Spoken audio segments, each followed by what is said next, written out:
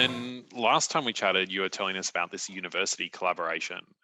Is there anything can you tell us a little bit more about that? Because you're pointing to something super exciting, but couldn't say more. Yeah, we couldn't say more, but we can now. And if you've been following us for a while, you probably guessed the answer. So it's called Monash University in Australia. It's actually Australia's biggest university, and they have affiliates overseas, including campuses in Southeast Asia. And RedGrid did a project with them in 2020 and 2021.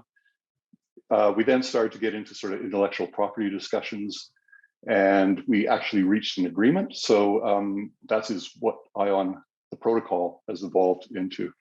And it's actually not bad for a company that when we signed on back in 2020, there was about 4 or 5 of us. So yeah, we're pretty chuffed about that. And yeah, so what Monash set out to show was a full transactive energy market. And I could talk to you a lot about that, but it's basically a fully interactive dynamic means for offering and trading energy value.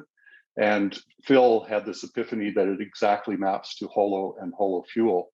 So that's what he's done. He's modeled that for our initial protocol code base, which is pretty cool.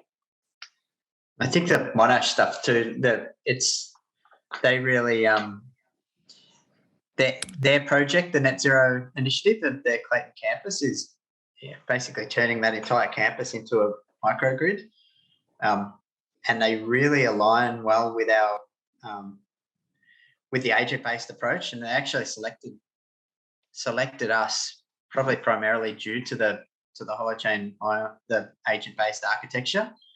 And they looked at different distributed energy protocols using blockchain and other software options, but they really jazzed with the agent-based approach just for resilience and scalability and all those things Mike mentioned.